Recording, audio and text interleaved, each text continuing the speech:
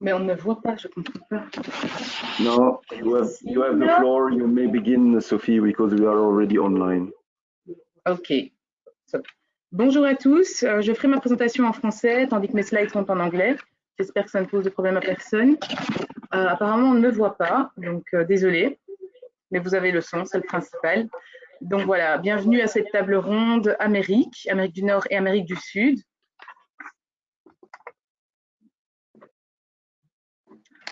Voilà, donc le but de cette table ronde est de parcourir un petit peu les opportunités qui s'offrent à nous en cette période compliquée de Covid.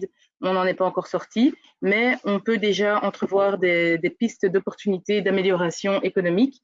Et donc, on va un petit peu passer ça en revue sur le continent Amérique du Nord et Amérique du Sud, avec un focus particulier sur 3 secteurs d'activité. Le secteur alimentaire, le secteur de la construction, architecture et le secteur des solutions e-commerce. Donc, durant cette présentation, vous aurez l'occasion d'entendre mes collègues attachés économiques basés en Amérique du Nord et du Sud qui aborderont ces différentes thématiques. Et alors, pour finir, on aura également un mot d'introduction d'un autre attaché hybride qui, lui, est à cheval entre deux continents, donc entre Rio de Janeiro et Istanbul.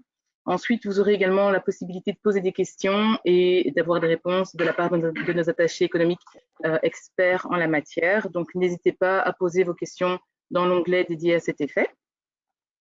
Est-ce que mes slides passent quand... Oui, voilà, parfait. Donc, voilà l'ordre du jour. Désolée, je n'avais pas appuyé. Comme je l'expliquais, on travaille main dans la main avec notre réseau d'attachés économiques. On en a environ 94 répartis de par le monde. Et pour la région proprement bruxelloise, on en a 37. Là, vous avez une répartition un peu plus claire de la densité par continent. Donc, c'est surtout l'Europe qui est le mieux représentée. Et l'Amérique, donc le quartier jaune, compte 21% de nos attachés économiques. Pour vous donner une vue plus précise, on a Kathleen Freuthoff qui est basée à New York et qui couvre la côte Est. On a Eric Gabris qui est notre attaché économique spécialisé dans l'IT qui lui est basé sur la côte Ouest des États-Unis. On a Gilles Breda qui est notre attaché à Montréal et qui couvre tout le Québec. On a Robert Sass qui est du bureau de Vancouver. Et pour l'Amérique du Sud et centrale, on a Jean-Serge Diaz de Souza qui est basé à La Havane. Stéphane Missire qui, comme je le disais, est à cheval entre deux postes, qui a été longtemps en poste à Rio et qui est en train de se diriger vers le poste d'Istanbul. Et Jimena Villar qui est en Uruguay. Donc voilà. Pour passer plus concrètement à la situation économique durant cette période un petit peu encore tendue, si on peut dire ça comme ça, je vais vous donner un petit mot d'intro d'abord sur les États-Unis, ensuite sur le Canada et ensuite sur l'Amérique latine. Alors, pour les États-Unis, on voit que ce pays représente 4% de la population mondiale et pourtant, on a plus de 20% des cas du Covid qui sont concentrés sur les États-Unis, dont 21% de décès, ce qui est assez élevé. L'épicentre de la pandémie était pendant longtemps, en tout cas depuis le début, mars-avril, centré sur la côte est des États-Unis. Elle tend pour l'instant à se déplacer vers la côte ouest, voire vers le Middle East. Et alors, oui, comment expliquer cette expansion de la pandémie? C'est dû notamment au fait que les États ne se sont pas consultés, ils ont pris des décisions individuelles au lieu de prendre des décisions fédérales. Et donc, chaque État a des règles différentes, certaines plus strictes que d'autres. Et malheureusement, certains ont peut-être réouvert un petit peu trop vite les différents établissements. Et donc, on a pu voir les conséquences désastreuses que ça a eues. Au niveau des indicateurs économiques, le GDP a quand même chuté de 5% durant le premier semestre 2020 et de près de 33% durant le dernier semestre, durant le deuxième semestre, donc ce qui est énorme. Ceci dit, on s'attend quand même à une reprise économique pour 2021 de près de 5%. Donc là, les chiffres sont quand même assez enthousiasmants. Le taux d'emploi a également chuté, ce qui est c'est ce qui était tout à fait prévisible. Donc la reprise devrait également être positive pour 2021. Et au jour d'aujourd'hui, pour les États-Unis, on voit que la croissance économique est en train de reprendre, mais timidement. La plupart des employés sont encore en télétravail. Plus ou moins 42% de la force de travail est toujours actives, mais à partir de la maison. Donc, ça donne quand même une indication de la reprise. Et alors, nous, de notre côté, les événements sur lesquels on participe, parce qu'on participe encore bel et bien à des événements sur les États-Unis, sur le Canada, sur l'Amérique latine, mais la grande majorité des événements sont digitalisés. On y reviendra plus tard quand je vous donnerai un petit mot d'information sur notre plan d'action international 2020 et 2021. Au niveau du Canada, là, il y a des décisions fédérales qui ont été prises et les frontières sont fermées. Donc, à part pour les résidents canadiens, les diplomates et voilà, et certaines exceptions. Mais sinon, les frontières sont bel et bien fermées jusqu'au 30 septembre, voire même jusqu'au 21 octobre pour la frontière Canada-USA. Et toute personne qui serait sortie du pays, qui souhaite y re-rentrer, est mise en quarantaine pendant minimum 14 jours. Pendant 14 jours, précisément.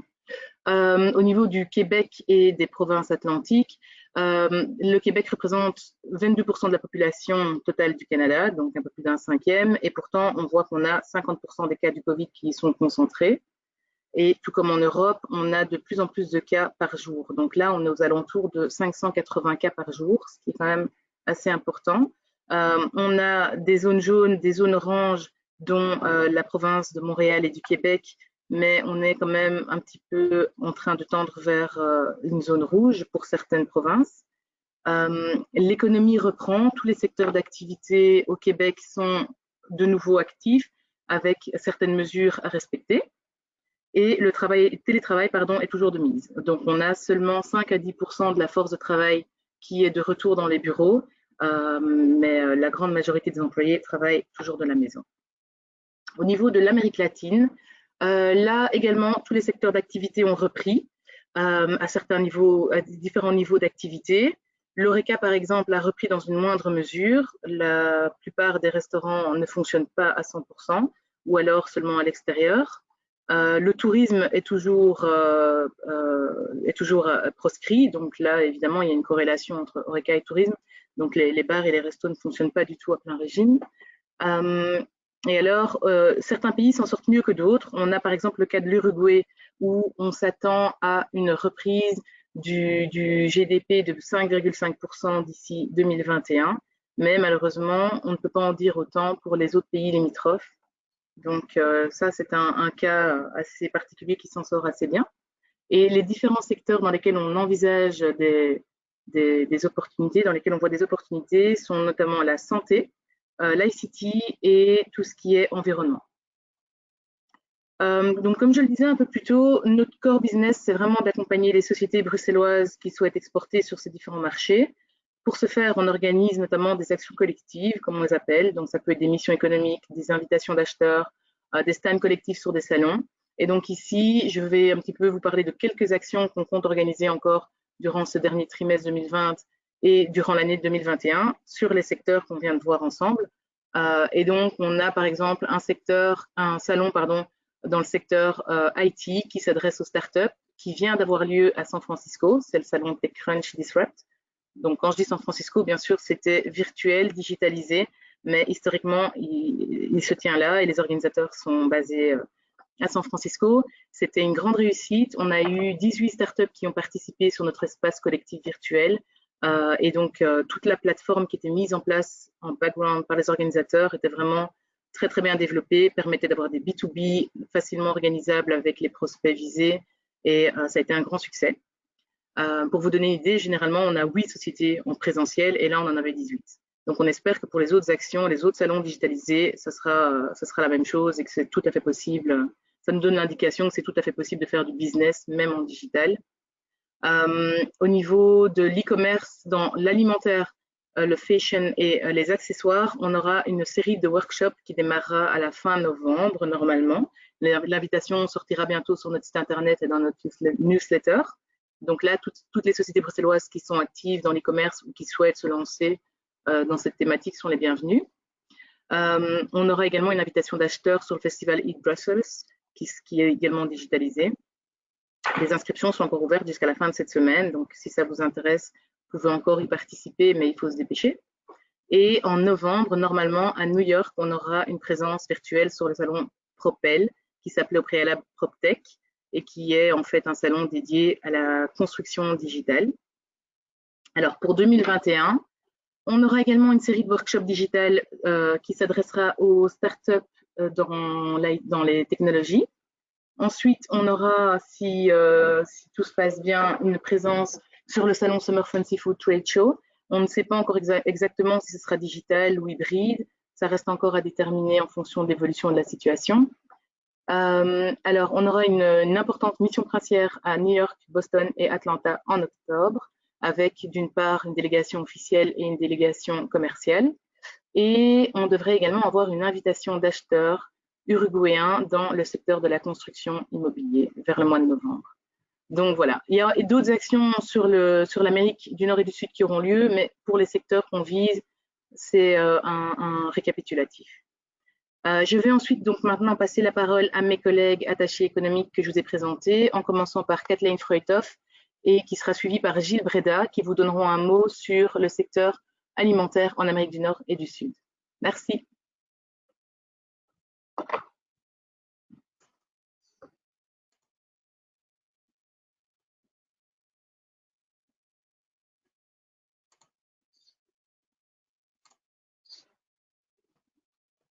Bonjour, merci Sophie pour cette excellente introduction et le bonjour de New York à tout le monde. Nous allons parcourir maintenant les opportunités dans le secteur de l'alimentation avec un focus quand même sur le specialty food ou l'épicerie fine. Je commencerai avec le Canada et les États-Unis et mon collègue Gilles Breda prendra la relève pour vous présenter l'Amérique du Sud.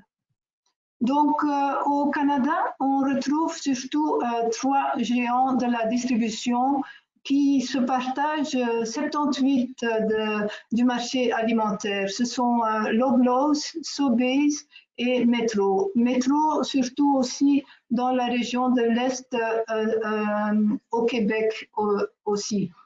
Ce sont donc des incontournables grandes chaînes si on veut distribuer là-bas.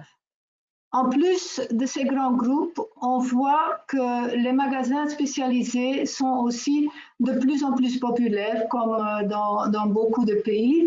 Il y a chez eux un grand focus sur les produits locaux, équitables, durables, bio ou sans gluten.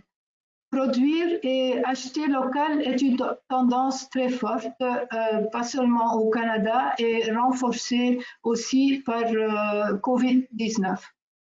La qualité de la concurrence locale s'est considérablement améliorée les dernières années et seuls les produits innovants ou différents ont une chance de réussite. Bien que le commerce électronique soit maintenant plus important que jamais dans cette situation, il est quand même encore loin de la popularité du commerce du détail physique. Et voici quand même une grande différence avec les États-Unis qu'on va voir un peu plus tard. Maintenant, comment s'y prendre pour entrer le Canadian Food Market? Le Canada est très très grand, donc il faudra se concentrer sur un endroit en particulier, dans l'Est ou dans l'Ouest. Dans l'Ouest, c'est surtout l'Alberta et la Colombie-Britannique qui sont de loin les plus grands marchés, et dans l'Est, c'est surtout le Québec et l'Ontario. Vous pouvez participer à des salons professionnels pour tester le marché ou pour trouver un distributeur. Il y a quelques exemples sur les slides. Participer. Donc, comment entrer le marché? On conseille quand même d'aller avec un distributeur, surtout si vous voulez toucher les plus petites chaînes d'épicerie fine, par exemple. Il est aussi possible d'entrer sans partenaire, mais alors il faut très bien se renseigner sur la réglementation et par exemple l'étiquetage est très spécifique au Canada, donc bien se préparer. On regarde maintenant les USA. Vous savez que le marché américain est énorme avec 330 millions de consommateurs. Les ventes de l'épicerie fine et santé montaient déjà avant Covid en 2019 à 158 milliards de dollars, soit 16,1% du marché alimentaire. Sur le graphe ici en jaune, vous pouvez constater en couleur bleue que ce sont surtout ces ventes de specialty foods qui ont augmenté depuis la pandémie et depuis mars et qui continuent une croissance plus accélérée que les conventional foods, comme on dit, l'alimentation plus régulière ou normale. Les tendances Covid ont encore renforcé le e-commerce et aussi dans l'épicerie et l'achat des épiceries. C'est très très fort aux États-Unis. Chaque mois, de plus en plus d'Américains achètent leur épicerie en ligne. C'était 39,5 millions de consommateurs en ligne pour l'épicerie au mois de mars et ça a augmenté à 45,6 millions. Donc 6 millions de clients de plus en 3 mois. Donc c'est de plus en plus, les gens ne vont plus à l'épicerie physique, mais achètent tout en ligne. Les livraisons sont très très bien organisées. Au début de la pandémie, il y avait surtout une grande augmentation des achats de snacks ou de comfort food, mais avec le temps, les gens achètent de plus en plus de produits santé. Ils cuisinent plus à la maison. Ils n'étaient pas habitués auparavant, mais maintenant, donc, de plus en plus de cuisine à la maison. Les opportunités se trouvent surtout chez les milléniaux et la génération Z. Ce sont les plus importants clients de l'épicerie fine et des produits bio. En même temps, ils sont très à l'aise avec les achats en ligne, les réseaux sociaux et tout ce qui est la technologie pour acheter. Souvent, ils sont aussi végétariens ou végétaliens ou au moins flexitarian, comme on dit maintenant. Donc, pour conquérir les États-Unis, il faudra s'adapter et trouver une stratégie qui parle à ces générations et à ces nouveaux consommateurs. Mon collègue et moi, Eric, en Californie et moi à New York, nous sommes très fiers de nos réussites de nos entreprises bruxelloises qui ont bien su capter ces nouvelles tendances et jouer sur les jeunes. Donc, on a Nuts Rowline qui est très bien introduit dans la grande distribution et New Tree qui a ouvert différents cafétérias qui s'adresse aux jeunes avec des produits bio et santé.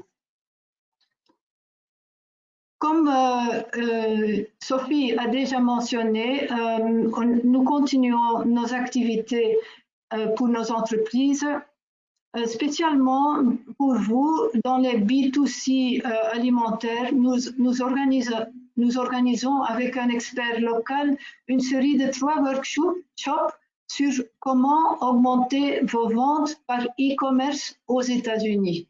Ne manquez surtout pas cette occasion, c'est très personnalisé et unique. Donc, ça va être en fin novembre que ça va se tenir. Nous allons vous informer très bientôt. Sophie a déjà mentionné le Fancy Food Show et aussi ici dans les postes aux États-Unis, nous avons des rapports sur le secteur alimentaire. Nous avons des listes des plus grandes chaînes supermarchés, des fournisseurs de supermarchés que vous pouvez nous demander. Et n'hésitez surtout pas de nous contacter pour faire une étude de marché personnalisée. Et sur ce, je vous remercie. Je passe la parole à mon collègue Gilles pour la suite.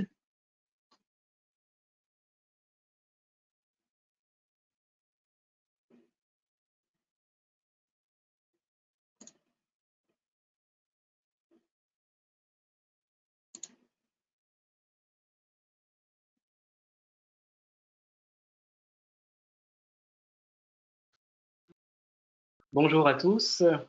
Je remercie mes collègues de me donner l'occasion de faire cette petite excursion en Amérique du Sud pour vous parler des opportunités dans le secteur alimentaire à Cuba, au Brésil et en Uruguay.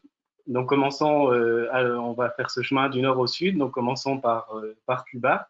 Alors, y a-t-il un marché pour l'épicerie fine? Oui, il y a un marché à Cuba. Quelques magasins et principalement les chaînes d'hôtels de luxe. La façon d'entrer sur le marché, c'est via un distributeur. Il y a très très peu d'e-commerce, donc ce n'est pas quelque chose à considérer pour l'instant. Vous pouvez vous rendre enfin, vous pouvez participer quand ce sera possible à des salons alimentaires à Cuba pour faire connaître vos produits ou profiter du réseau de mon collègue à La Havane pour organiser des événements locaux de networking pour faire connaître vos produits dans le pays. Alors là, vous voyez sur ce slide le chemin que vos produits vont prendre depuis votre lieu de production en Belgique jusqu'au client final à Cuba. Et là, je pense que mon collègue aussi pourra vous détailler exactement chaque étape et comment vous devez l'entreprendre pour maximiser vos chances de succès sur le marché cubain.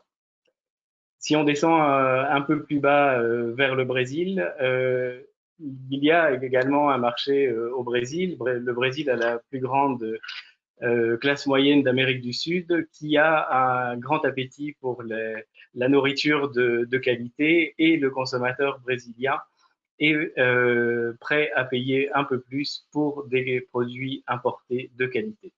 Alors spécialement, on voit qu'il y a des opportunités pour ce qui est des biscuits, des bières, des sauces, des produits prêts à manger, des produits organiques et d'autres sous-secteurs encore. Et le futur accord de libre-échange entre l'Union européenne et le Mercosur, qui doit encore être ratifié et entrer en application, va permettre d'augmenter les possibilités pour vous sur ce marché. Alors, comment ça fonctionne? On recommande d'utiliser un importateur, un distributeur, et avoir un représentant local est une nécessité absolue. Évidemment, ce sont les grandes métropoles brésiliennes, São Paulo, Rio, Belo Horizonte, qui représentent les plus importantes possibilités pour vous.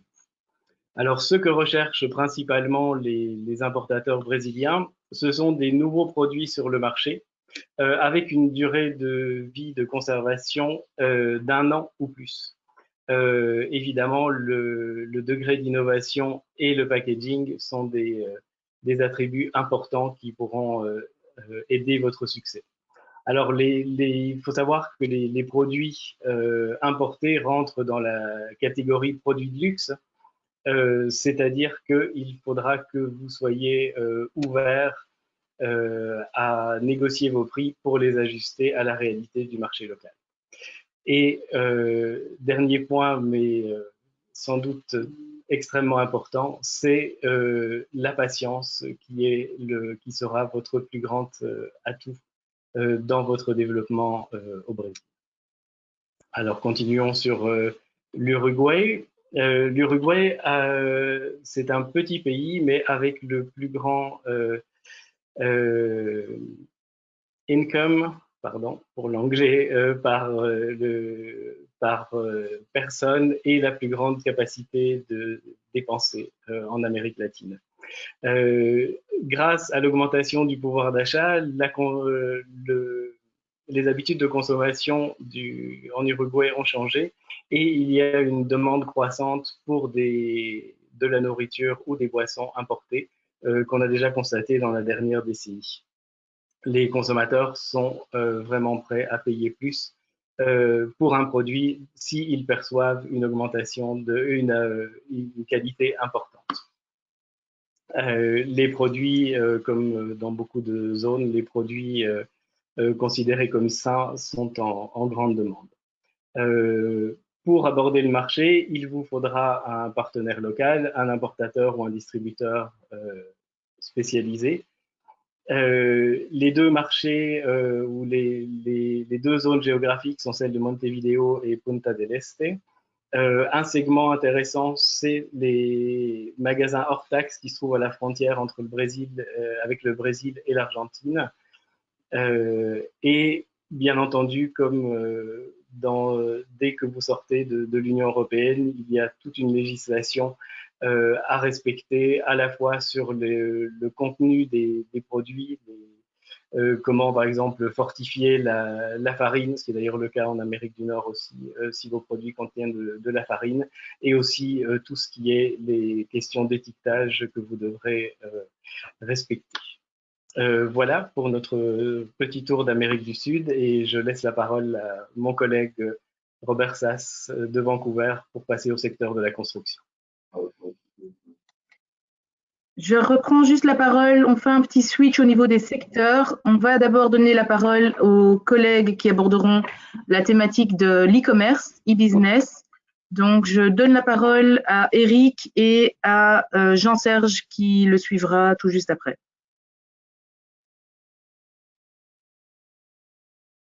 Bonjour à tous, merci Sophie pour l'introduction. Très heureux d'être parmi vous en cette heure matinale en ce qui me concerne.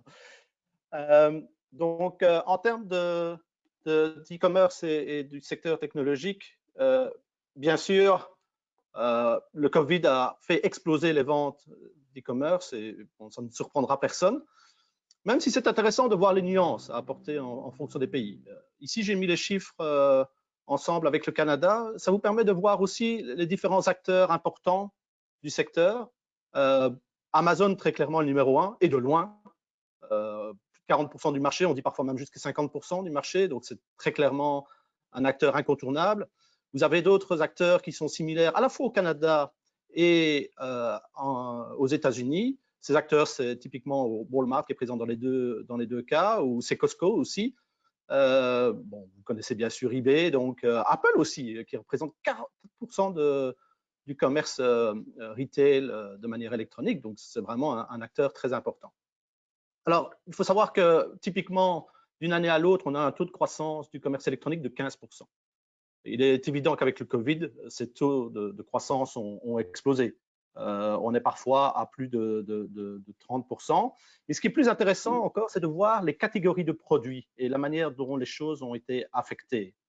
Vous voyez par exemple que dans le secteur de la mode, non seulement il y a une chute des ventes de manière traditionnelle, mais même au niveau du commerce électronique, ces ventes ont diminué. Donc, si vous êtes dans ce secteur-là, très clairement, vous êtes face à un problème au niveau de la croissance du marché. Alors, il y a des choses plus évidentes, évidemment. Tout ce qui est bagagerie, etc., a diminué, mais ça, on pouvait plus facilement s'y attendre. Alors, en termes de tendance, on voit c'est une croissance assez importante. Alors, c'est vrai qu'au niveau de la part de marché du commerce électronique dans tout ce qui est food,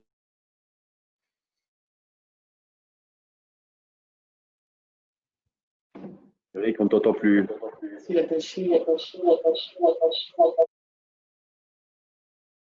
c'est relativement peu important. On est à 9% au Canada, par exemple. Par contre, c'est un des secteurs qui a cru le plus. Et toujours, vous m'entendez?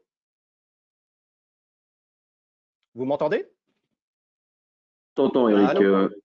On va couper ta caméra peut-être pour gagner de la bande passante. Voilà. D'accord. Étonnant, mais OK. Très bien. Donc, notamment lié à un changement de comportement, c'est-à-dire que les gens achètent en ligne et se font livrer au sein du magasin, ce qu'on appelle le BOPIS. Donc, buy online et pick up in store. Donc, il faut savoir, par exemple, chez Shopify, une société canadienne d'ailleurs, qui mentionne que plus de 26% des retailers brick and mortar affichent cette fonctionnalité-là actuellement. Alors, je dirais aussi de manière globale pour étendre le débat en dehors de simplement l'e-commerce, que le logiciel est toujours en train de manger le monde, comme on dit, hein. Donc, notamment lié à la distribution d'équipes de développement et les outils de productivité. Voilà, par exemple, tout ce qui est webinaire a complètement explosé. Tous les fournisseurs de produits de ce type-là, évidemment, sont en train d'exploser en termes de croissance. Alors, un point remarquable, évidemment, et si vous adressez, si on parle de la Silicon Valley, un point remarquable, c'est évidemment ce qu'on appelle toutes les stocks funds qui ont explosé. Pour eux, manifestement, ils ne connaissent pas la crise. Vous voyez, par exemple, j'ai pris ici les chiffres sur les 6 derniers mois. Donc, on fait, entre guillemets, les 6 mois de Covid et de confinement ici aux États-Unis. Vous voyez très clairement que tous les grands acteurs ont connu des croissances autant au niveau de chiffre d'affaires, mais qui se traduit aussi dans leur cours de bourse, donc que ce soit Alphabet, Facebook, Netflix ou Apple. Alors, quelques petits points à tenir en tête quand il s'agit de faire du commerce électronique, que ce soit au Canada, aller aux États-Unis, parce que ce sont des marchés qui sont quand même similaires. Bien sûr, quand il s'agit du Canada, d'avoir la convergence en termes de langue en anglais et en français. L'importance, et ça je le mentionne à tous les acteurs qui ont par exemple des designers, la présence digitale est devenue, d'ailleurs on parlait avant d'e-marketing, mais en fait il n'y a plus de i devant le marketing. Le marketing est digital. Et à l'heure actuelle, avoir une présence digitale et avoir une brand ici sur le marché nord-américain est extrêmement crucial.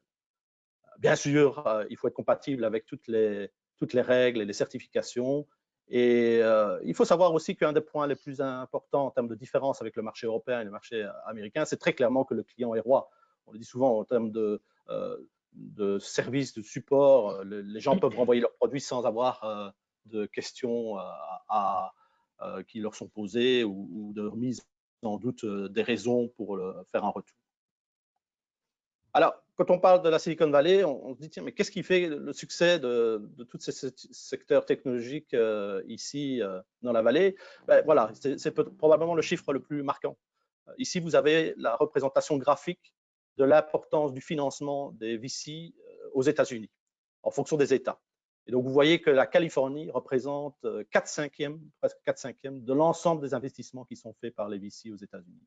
Et très loin derrière, vous avez Massachusetts, c'est-à-dire Boston, New York, qui représentent grosso modo une dizaine de pourcents. Donc, vous voyez vraiment l'impact en termes d'investissement que peut avoir la région comme la Silicon.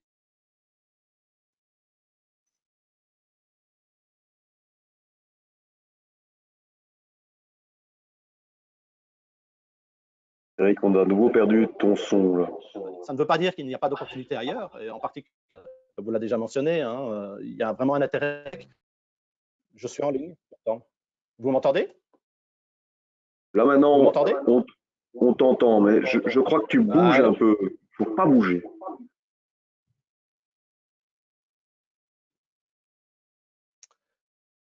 Est-ce que tu m'entends? Est-ce que vous m'entendez? C'est bon? Je vais essayer de moins bouger alors. Maintenant, oui. Et donc, on voit, voilà, désolé pour ces problèmes techniques. Vous voyez que la technologie n'est pas toujours au point, y compris ici en Californie. Et donc, vous voyez que le secteur FinTech et Tech à New York est très clairement à tenir en compte, et c'est considéré par plusieurs études comme étant un des hubs importants.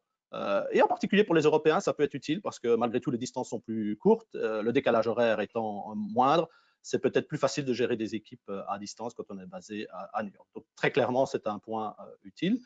Mais je vais un peu accélérer ma présentation parce que vu le temps imparti, très clairement, ça a été mentionné par Sophie, les trade shows sont passés de manière statique à une manière présentielle, à une manière digitale. On vient de faire le Disrupt ici à San Francisco, même s'il était complètement digital, ça n'a plus beaucoup d'importance de dire la localisation. Mais comme Sophie l'a dit, c'était un grand succès. Et donc, on peut en fait avoir plus d'activités, plus de meetings en digitalisant les choses. Et c'est pas un mal. Donc, très rapidement, voilà l'ensemble des événements qui avaient lieu sur notre marché aux États-Unis. Il y a le JDSC qui est dans le domaine du gaming, le NAF Show qui est dans le domaine audiovisuel, le CES qui est dans le domaine hardware. Vous voyez que tous ces shows, Collision à Toronto, tous ces shows qui sont traditionnellement réalisés en présentiel sont passés de manière virtuelle. Et je terminerai par l'impact du Covid sur le monde des startups. Donc, on a plusieurs acteurs qui sont présents ici à San Francisco. Et on voit que, en général, ça dépend de leurs clients. C'est clair que si vous adressez le monde des restaurants ou le monde que ce soit les constructeurs dans l'aviation, il est clair que ça vous affecte. Par contre, si vous vous adressez au secteur tech des grandes sociétés que je vous ai mentionnées, là, pour vous, c'est vraiment business as usual. Voilà, je termine ici. Je passe la parole à Jean-Serge, qui, j'espère, aura moins de problèmes techniques en ce qui me concerne.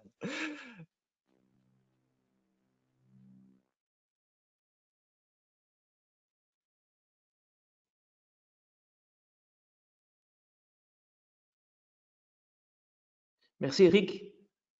Vous m'entendez tous? Non. Alors, ok. Je vais couper ma caméra d'office. Attends,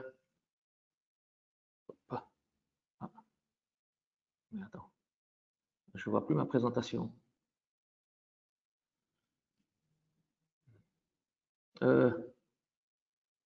Laurent, je ne vois plus la présentation.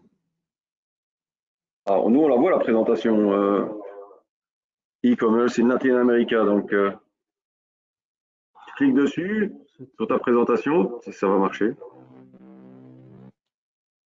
Oui, elle a disparu de... OK. OK, parfait. Alors, le secteur du digital en Amérique latine est en plein essor. Il compte plus de 440 millions d'utilisateurs d'Internet, dont 274 millions de smartphones actifs. C'est, pour vous donner une idée, 27 fois la population de la Belgique. Par sa proximité géographique avec les États-Unis et culturelle avec l'Europe, l'Amérique latine est une étape de développement naturel pour les entreprises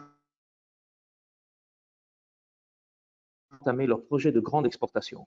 On n'a que 5 minutes pour cette présentation, donc je vais rapidement survoler le secteur tech digital, l'e-commerce sur 5 marchés latino-américains où nous sommes présents.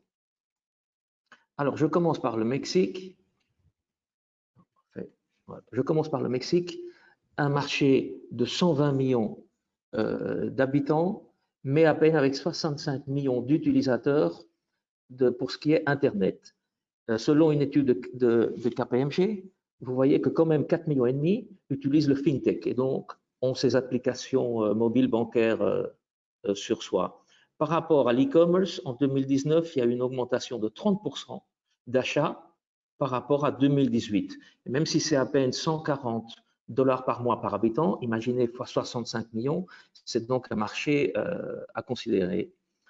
Dans les loisirs et digital, il y a pas mal de projets, dont le InSpark à Mexico City ou l'Aldea Digital avec le millionnaire Carlos Slim et Telcel, qui concentre un projet sur l'entrepreneurship, sur des workshops, des conférences, sur l'étude en tant que telle, l'éducation. Pour avoir une idée, l'entreprise Dog Studio, une entreprise wallonne, s'y est installée dans ce sens. D'autres success stories belges y sont également, c'est le cas de Andamanset, qui sont dans la santé digitale et qui donc ont intégré leur app pour avoir votre dossier médical en ligne. On passe à Cuba. Cuba, c'est un peu le mauvais élève de ce secteur, puisque là, le secteur digital, comme on l'a dit d'ailleurs au début, est très en retard. Néanmoins, le gouvernement a un plan basé sur 3 lignes stratégiques. Je ne vais pas donner les détails ici, c'est trop long, mais ils ont signé avec Google, donc le monopole d'État a signé avec Google pour avoir du contenu. Et nous avons un beau success story avec l'entreprise luxembourgeoise SES Network, qu'on représente également, et qui donc ont signé un gros contrat millionnaire pour augmenter la bande passante. Un seul grand événement annuel, Informatica Havana, et on passe tout de suite à la Colombie, un autre marché assez grand de 50 millions d'habitants, pas grand-chose à dire à part les autres marchés, un boom du e-commerce, des projets dans le digital health, des projets dans l'éducation avec des accords avec IBM. Là, vous voyez au niveau du gouvernement leur stratégie. Vous avez en haut à gauche, je vous laisse le link pour les découvrir en détail. Et donc, au niveau de la société, de l'architecture, ça c'est de l'urbanisme, au niveau de la sécurité et des données privées, des services aux citoyens, etc. Ici en Colombie, on a plusieurs grands événements. Je vous les laisse ici en fin. On attaque maintenant le Brésil, le géant brésilien, le géant de ce continent, 210 millions d'habitants. Je pense que sur ce slide, le principal à retenir, c'est en bas, vous verrez, entre avril et juillet 2020, plus de 150 000 nouveaux magasins online se sont ouverts. C'est une véritable révolution. Dans le Digital Health, un énorme projet aussi appelé Root, qui connecte 280 hôpitaux sur 26 États du Brésil. Mais regardez un peu ce que ça représente au niveau de l'infrastructure. Le Brésil, c'est la moitié du continent sud-américain. Au niveau du e-government, vous avez là les projets. Bon, là, c'est des conseils comment attaquer le marché. On en a parlé au début. On vous laisse de toute façon, les slides, vous pourrez les revoir par après. Ça, c'est les principaux événements, les sommets, les salons du secteur. Et on termine avec l'Uruguay. L'Uruguay est sans doute le plus petit marché au niveau de sa taille, mais le plus grand au niveau de son dynamisme et de son ouverture de marché. Tout comme les autres, le e-commerce est très fort développé avec le Covid, mais il faut savoir au niveau de la santé que 100% de la population uruguayenne est couverte et est couverte avec une médecine de haute qualité, comme par exemple les services d'oncologie HCN, donc de dernière génération. Dans l'éducation également, c'est le seul pays au monde qui a offert une laptop pour chaque étudiant des écoles publiques. Enfin, l'Uruguay est vraiment un leader dans ce qui est le digital government et a rejoint en 2018 le groupe leader du gouvernement digital, qui est un petit groupe de 9 pays, Canada, Estonie, Israël, le Mexique, le Portugal. C'est le seul pays latino-américain à avoir rejoint ce groupe. Voilà, je vous remercie et maintenant, je pense, je laisse la parole à Robert. Merci beaucoup Jean-Serge pour cet aperçu de l'Amérique latine. Merci Eric, c'était très intéressant. On va maintenant passer au secteur de la construction, de l'immobilier, de l'architecture et je laisse la parole à Robert Sass qui nous vient de Vancouver et ensuite à Rimena qui est donc basé à Montevideo.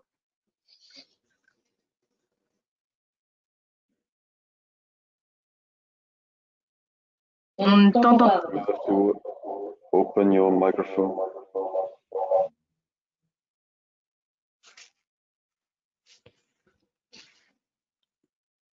Robert, we don't hear you. It's my fault? Okay. Solve it. Okay. Yes, thank you. Good. Sorry. No worries. Yes, real estate and green building in North America. I'll start with the United States and then switch to Canada. There's a real push in the United States, especially in the larger urban centers, to do more in green building. In 2019, the US reported that 28% of their energy consumption was consumed by buildings. The United States has developed their own green building certification, which is the Leadership in Energy and Environmental Design certification, or the LEED certification. This is promoted and sustained by the US Green Building Council. It is more adopted in some states versus others. You can see on the slides which one of the states are the more common for LEED projects. To switch to New York, New York has started their One City Built to Last program, which has as aim reducing the emissions of buildings by 80%. Compared to their 2005 levels. Brussels' know-how on green building and passive house construction is already very well established in New York. A2M might be a Brussels company that is familiar, has an office in New York and is regularly consulted on green building projects. This is a thing that we see throughout North America. European green building expertise is regularly sought out. So that gives Brussels companies working in this field a real edge. One of the main drives throughout North America, especially in the larger urban centers, is the increase in rental rates. These have shot up in the last 10 years at a tremendous level. San Francisco is one of the worst ones, 75% increase in the past decade. New York, Vancouver, Montreal, Toronto, all have seen these sort of increases. This is further aggravated by an increase in construction costs as well. Especially now that green building is becoming more popular and more needed, we're seeing a rise in these construction costs, and there's a real push to keep these costs down as well, obviously. And then a quick update on the real estate situation in the US during and most likely after the pandemic. Virtual real estate sales and online buyer consultations were and still are a standard practice in the United States. Most likely this will continue to be so in the future. We are seeing much less leases in office buildings compared to previous years. This is of course driven by the working from home situation. Companies need less space and therefore fewer new leases are being signed. In addition to this, large leading tenants, so large companies with a lot of square footage in offices are admitting to the fact that they're seeing or they're considering long-term working from home more so than ever before.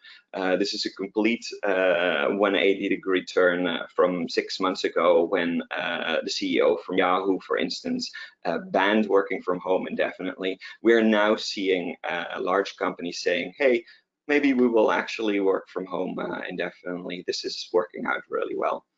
On top of this, another trend that we're seeing is residents are leaving large cities and moving into the suburbs, moving out of the city.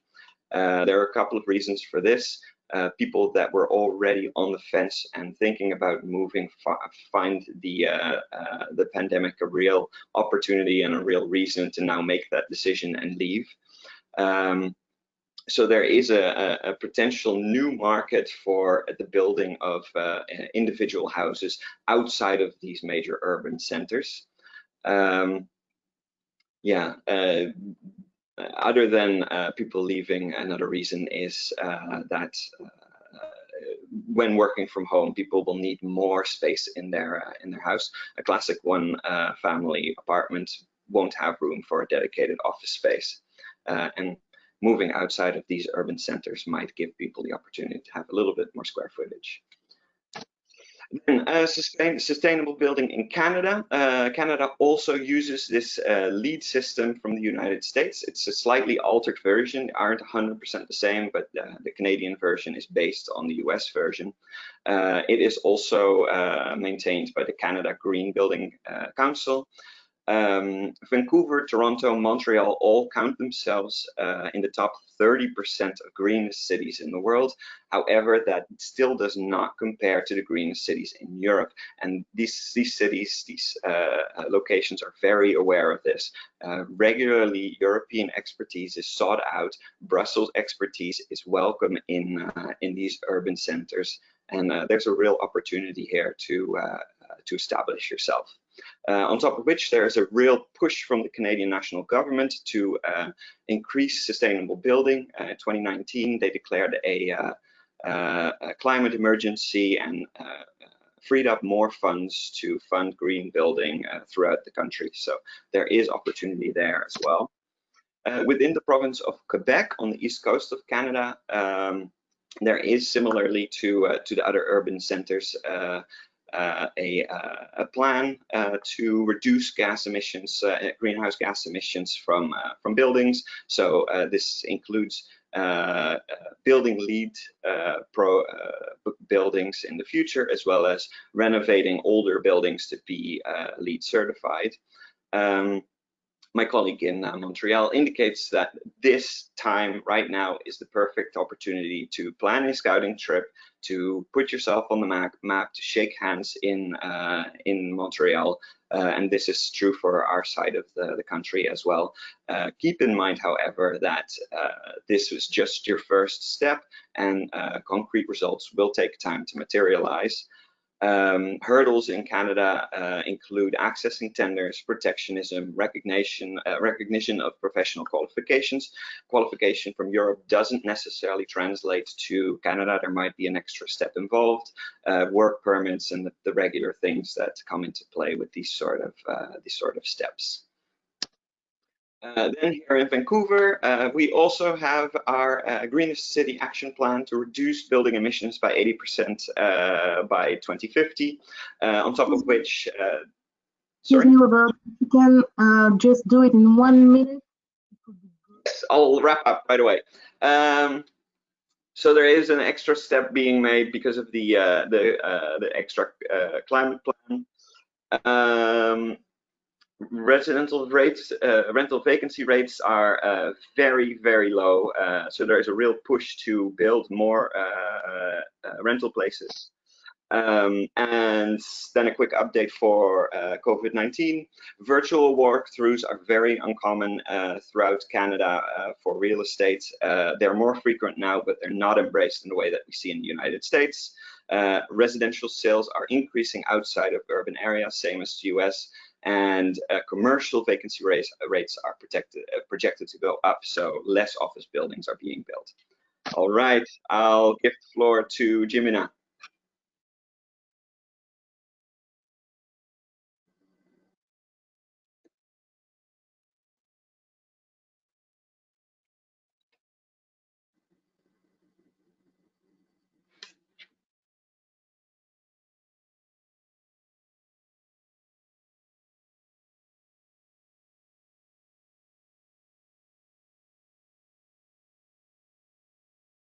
Allô? Bonjour, maintenant oui? Merci. Oui. J'essaie de partager mon écran. Est-ce que vous voyez? On voit ton écran. Moi, je ne la vois pas. Faut le retrouver et cliquer dessus. Alors, voilà, merci. Voilà, un plaisir. Bonjour à toutes et à tous. Être la dernière orateur, c'est un peu compliqué. Vous êtes certainement tous un peu fatigués, mais j'ai beaucoup de pays à vous présenter, donc je vais essayer d'être assez rapide. Je vais présenter donc ce que m'ont envoyé les collègues de Cuba et du Brésil, mais aussi on a demandé aux collègues de la WEX et de FIT qui traitent les dossiers pour nos sociétés bruxelloises qui sont au Mexique, au Panama, en Colombie, au Pérou, au Chili, de nous donner aussi leur input pour avoir plus d'informations. Donc, je vais rapidement commencer avec le Mexique. Le Mexique est 8e en projet LEED au niveau mondial, avec plus de 370 projets déjà en cours et 8 millions de mètres carrés construits dans ce secteur. Et avec une croissance de 20% de bâtiments certifiés. Il y a ici quelques exemples. À droite, vous avez le futur aéroport de Santa Lucia Airport. Et le secteur a été touché par la crise et était déjà avant la crise. Donc, ce que nous dit notre collègue là-bas, c'est que les prochains secteurs, gros projets qu'il y aura seront donc l'aéroport, quelques aquariums et aussi de grands projets de tours. Passons maintenant à Cuba. À Cuba, le secteur immobilier est étroitement lié au tourisme d'État et les investisseurs étrangers doivent être en corrélation avec les sociétés cubaines. Et donc, il y a une seule exception, c'est à Mariel, où il peut y avoir 100% de capital étranger. Il y a des collaborations avec des sociétés internationales, donc par exemple plusieurs qui sont ici présentes. Et on voit par exemple le Bouygues Bâtiment International qui a une forte présence à Cuba. Il n'y a pas de réglementation spécifique et les nouveaux hôtels et les nouveaux buildings, bâtiments sont de grands consommateurs d'énergie et d'eau. Et donc, il y a un besoin. Mais vu la situation financière actuelle, il est peu probable que les autorités cubaines se lancent dans cela. Les projets immobiliers importants, il y a 5 projets de golf avec hôtel dans l'île. Ici, vous les voyez marqués en rouge. Je passe rapidement au Panama. Au Panama, le secteur est l'un des secteurs phares du pays, mais l'immobilier durable est un secteur très peu développé au Panama, c'est d'après ce que nous a dit notre collègue, donc je vais passer rapidement. La Colombie, là, il y a en Colombie plusieurs réglementations, une résolution pour la conceptualisation des projets d'efficacité énergétique. Il y a un décret avec des directives de construction durable pour les bâtiments. Il y a aussi une loi qui promeut l'usage d'énergies renouvelables non conventionnelles. Et il y a des partenariats avec des possibilités de partenariats internationaux, principalement sous le modèle de PPP, donc Public-Private Partnership. Le secteur du real estate, de l'immobilier, a été très touché par la pandémie, en mois d'avril et de mai principalement, mais en juin, il y a déjà une reprise et les projets les plus importants en Colombie vont être à Cartagena et à Santa Marta, des buildings de luxe, des complexes de tours dans ces zones du Caraïbe. Passons maintenant rapidement au Pérou.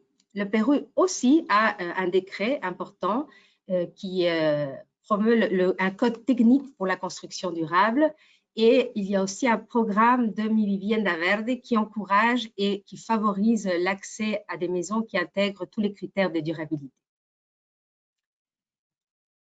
Et vous pourrez voir mieux les slides, on va les partager. Le secteur aussi du Covid a été très touché par le Covid les premiers mois. Il faut savoir que le Pérou est encore en train d'avoir cette crise très importante et il y a encore le couvre-feu et donc c'est un secteur qui a vu quand même le secteur des ventes online et des loyers, ce créneau, nouveau secteur d'activité, nouveau canal des ventes en ligne s'est vu accroître ces derniers mois. Le Brésil, le principal marché, le Brésil est le deuxième pays à avoir implémenté la certification de Zero Energy Building.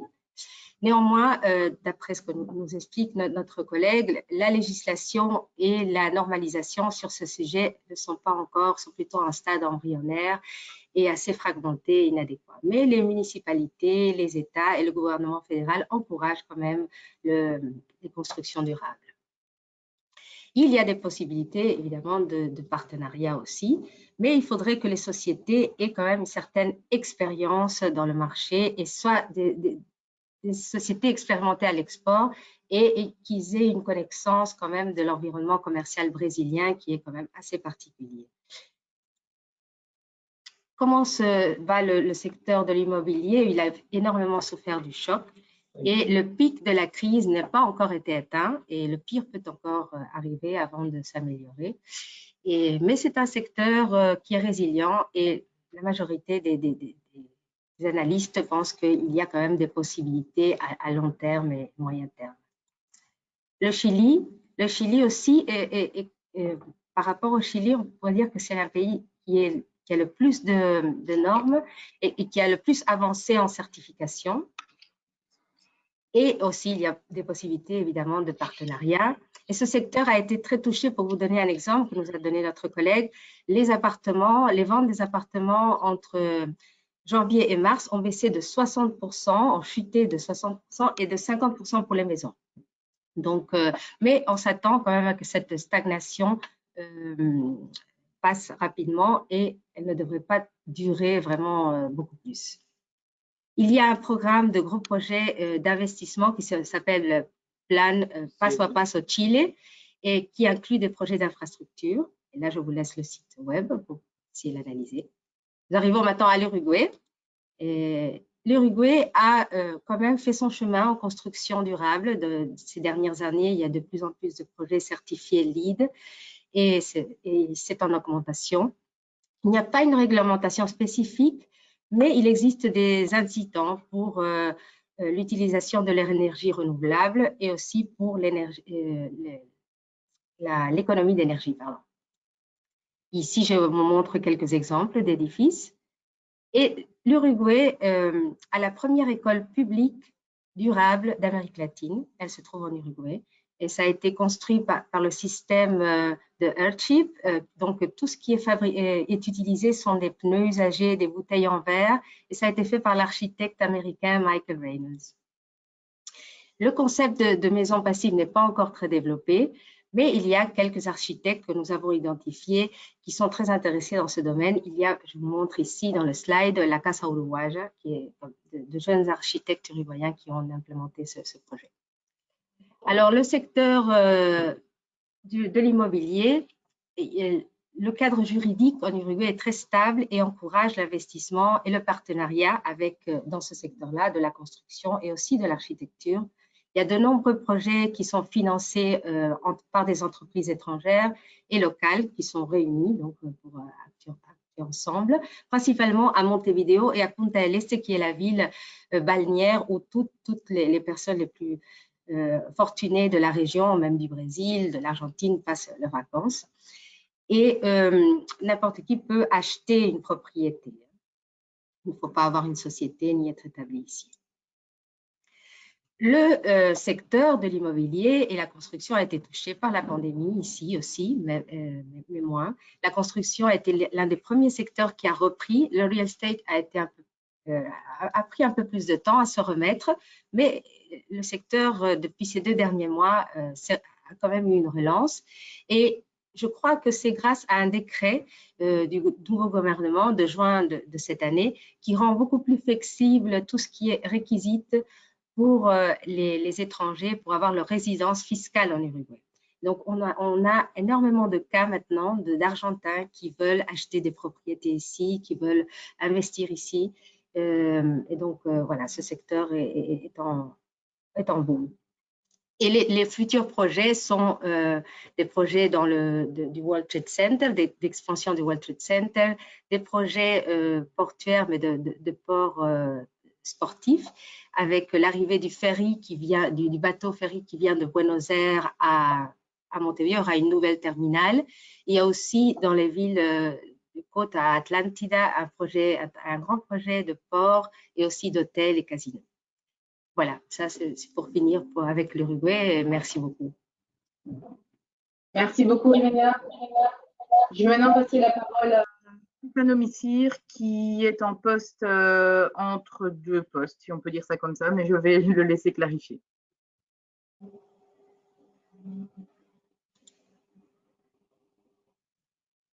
On ne t'entend pas, Stefano. Oui.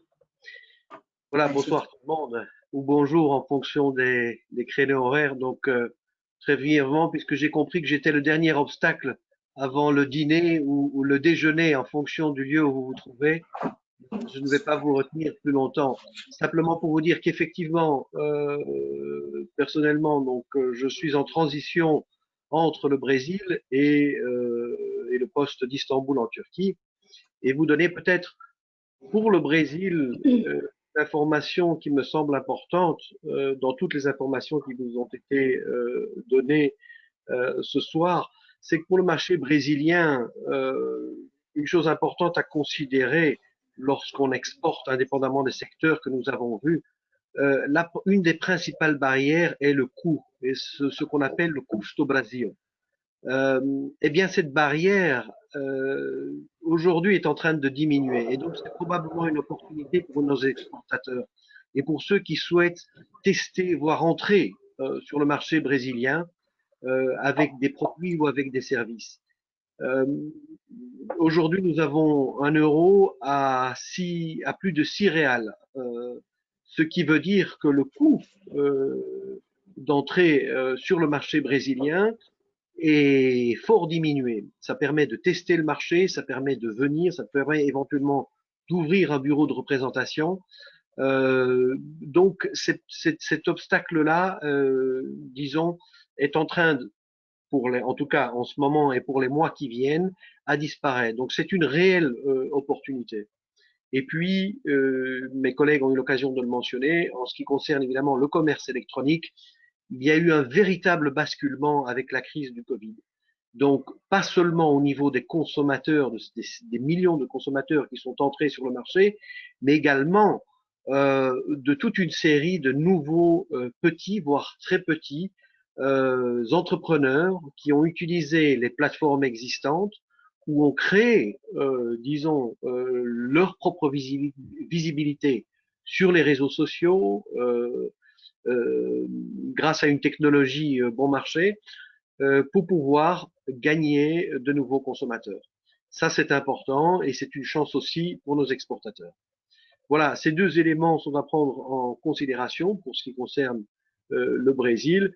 Et c'est une chance aussi, dès que le Covid le permettra, de venir sur place et de venir voir, parce qu'un proverbe chinois dit qu'il vaut mieux voir une fois que l'entendre 100 fois, de voir et de réaliser ces transformations du marché brésilien depuis l'apparition malheureusement de cette épidémie qui nous touche tous. Voilà, je ne serai pas plus long et j'en reste là. Je vous remercie de votre écoute. Merci à tous, merci pour ces informations pertinentes sur les différents marchés, sur les différents secteurs qui ont été abordés ce soir. J'espère que cette information sera utile pour les exportateurs, néo-exportateurs qui s'intéressent à l'Amérique du Nord et du Sud.